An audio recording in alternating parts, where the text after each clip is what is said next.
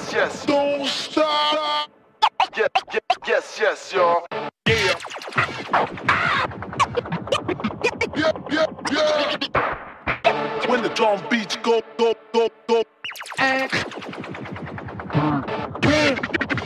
Goddamn. Yes, yes. Don't stop. Yeah, yeah. Oh, hello there. TMSSP. This is Will.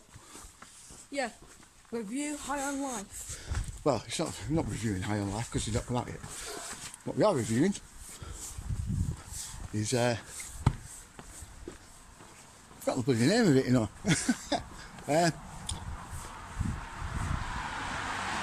Midnight, I forgot what it's called.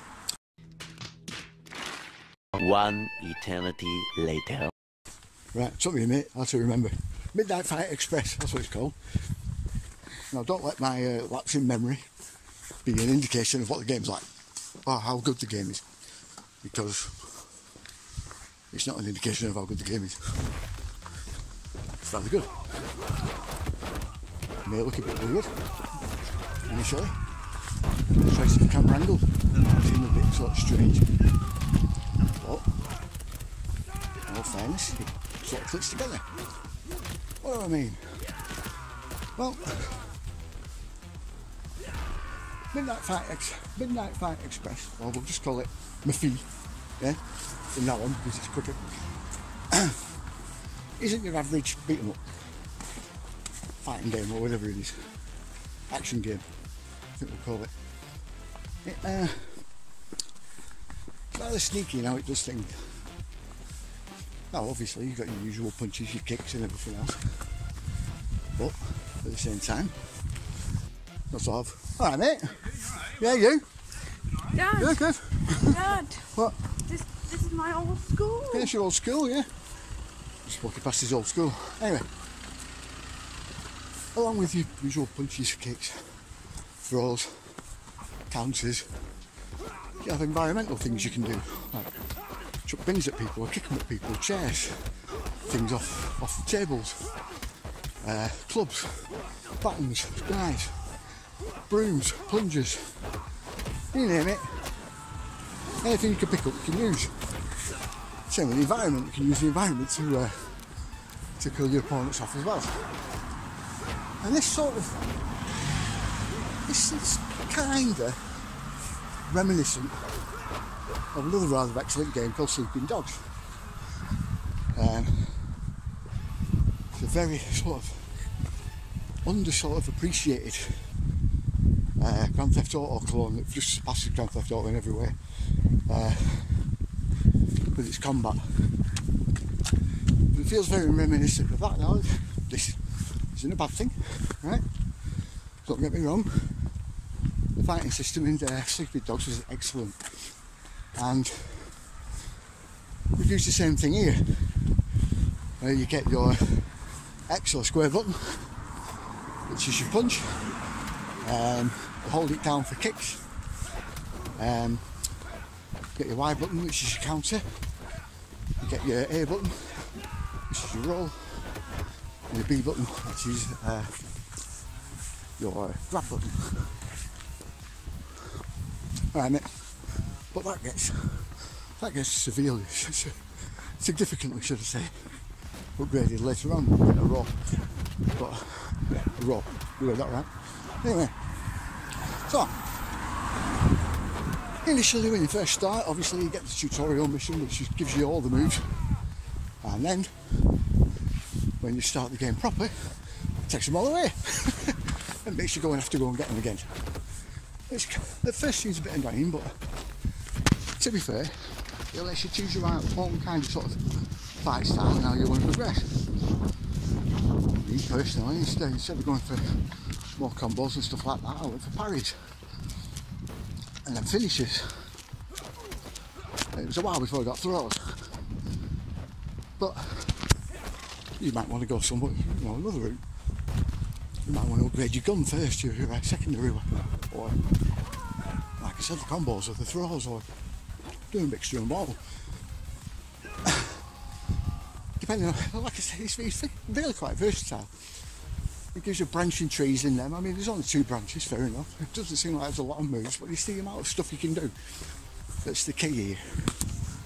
It really is. You can just walk into a room, you can see like 10 guys stood in there.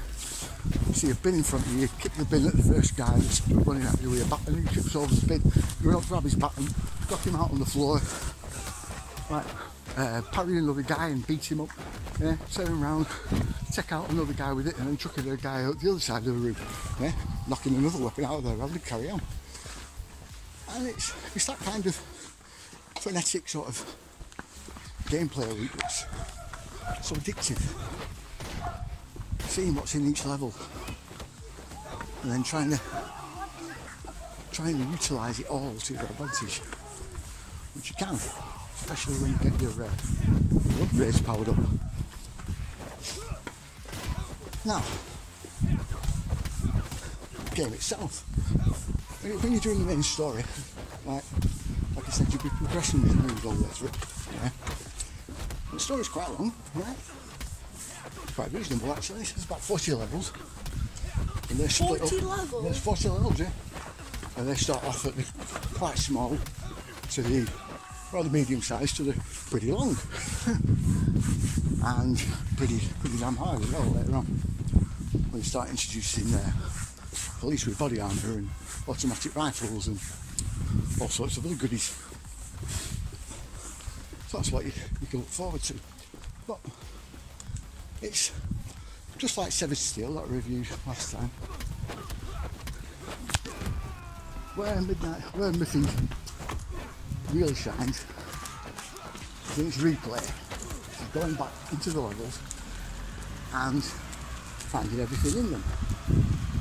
You see where it sets you three tasks to do, 3 challenges, plus a load of the obligatory S ranks and getting so many gold teeth that you've knocked out of people's mouths. Yes, you heard that right as well. Collecting the gold teeth.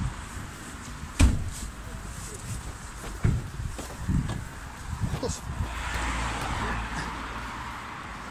any number of additional sort of stat hunting thing you could ever want, really. high score sort of beating kind of deal.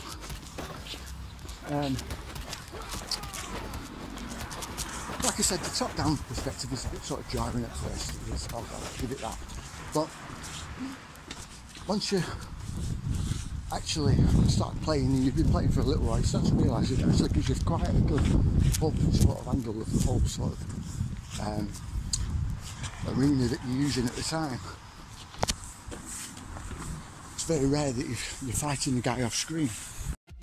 Anyway, naturally, because of the fixed angle and the fixed isometric sort of viewpoint, there's going to be times where your view's obscured by the odd wall here or there.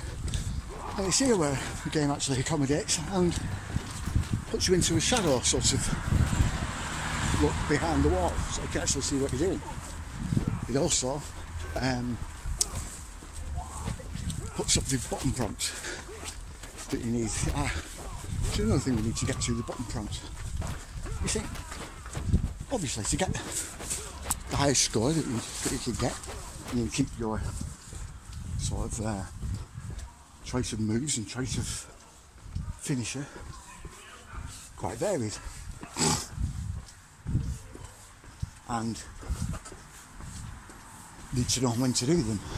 Now obviously if you just punch the hell out of them until they fall over, then that gives you less points, and if you punch the hell out of them until the right time and then broke their arm, both the legs and the nose.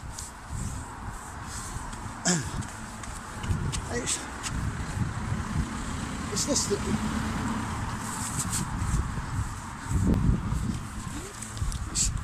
with this it uses another aspect of the control system, which is using your L1 button as your finishing move.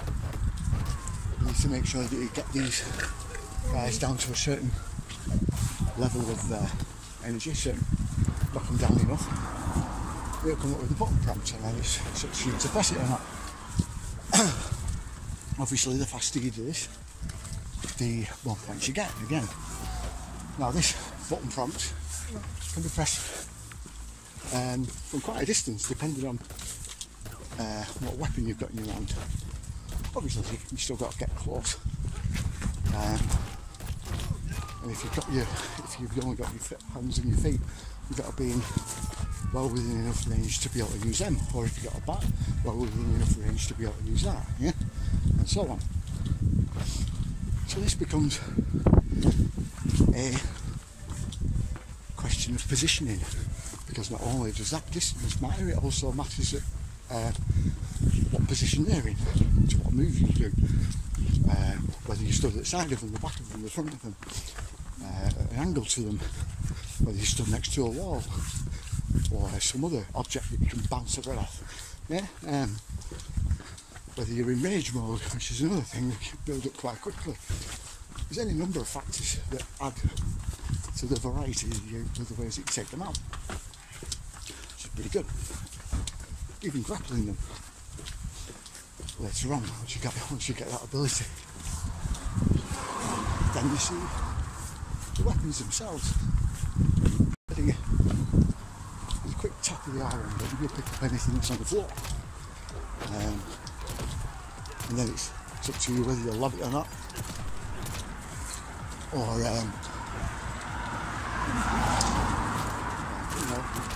hit someone with it. You can also do this from throws, yeah? Take the weapons off them through throws, grab hold of them and take the weapon from them and then beat them to death with it, yeah? Same with your counters, with your parries, yeah? You can do certain parries that will either fling them down to the floor, just block out the move and push them away, or fling them to the floor and take them out, or take the weapon from them, yeah? Lots and lots of variety. And eventually you become basically a one-man sort of killing machine in the vein of Jet Williams, which is the legend, I suppose. Now, the graphics themselves, again, aren't anything to shout home about. Yeah? They serve the purpose, they do the job. They're quite simplistic though, but they do have rather nice bold colours, which is quite striking. It's an animation where this excels. It really does. The animation on the fight moves is just simply astonishing. Just so smooth and looks very, very real to watch. As you can probably notice from the videos playing in the background. You also have something which I'm really sad that I can't really play much of, and that's the soundtrack in the background of this game. Just like with Savage Steel, it's got an exceptional soundtrack, really does. Loads of drum and bass and house and dubstep and all sorts. Really good, high quality stuff. Same with the sound effects, got the right amount of crunch and bass. Just makes it sound horrific in a way, yeah? Right, there's the story. Now, this is where it's let down a bit, has to be said. It's intriguing, yeah, but you can sort of work out what's going on, keep up with the story, and probably work out the ending well before it actually happens. So in that regard, it's sort of wise. Falls a bit flat, yeah.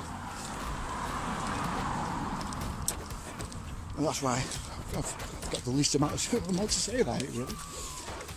Right, so scores wise, well, graphics, like I said, say 75%. Yeah? No, 80. Just for the animation, it's just incredible. The sound, got to be 95 for the 7. I mean, there's a couple of tunes that you won't like, and there's a couple of tunes I won't like, so you can't be 100%. The sound effects is just phenomenal. Gameplay, for a fighting game, it's rock solid. Say 95%. Yeah. certain aspects of it that I think could have done with a little bit more tweaking, but seeing as it's only an indie game, I think they did fucking well. Yeah. Longevity of it. Yeah, it lasts you a while. Trying to get all them challenges done and everything else, as well as the story. Trying to get that perfect score. So yeah, it'll last you a long while. So I think 95% of that as well. I mean, I'm still playing it even now. Right. Got a walking score of 0. Well, there's nothing actually walking it at all. Right. It's a breath of fresh air, really. It's another breath of fresh air, really. Right. Having no sort of walk agenda behind any of it whatsoever. It's pretty damn good. Nostalgia wise, yeah, well, again, very reminiscent of Sleeping Dogs. Another excellent title that's well worth digging out if you were able to find it. I think they have it on sale rather a lot on the digital stores for like a few quid, and it's well worth more than that. And this is just the same. The fighting mechanics, the dynamics of it, the level of control, spot on. So yeah, brings forward some happy memories and makes you want to play it more. Yeah. Oh, overall opinion: accomplished, slick, ultra violent, pretty much masterpiece. The one thing that lets it down, though, I forgot to say this, is the AI, or rather the lack of it. You'll know what I mean when you fight the guys. I mean, they do come at you and they do fight with you rather well, but when you're standing around doing nothing, it's a bit shit. Anyway, so yeah, with that in mind, I'll leave you with the overall score. Give it a solid gold, right? Not a solid platinum even, it's one of them. Yeah. Non-atomic platinum, definitely. Alright, see you later.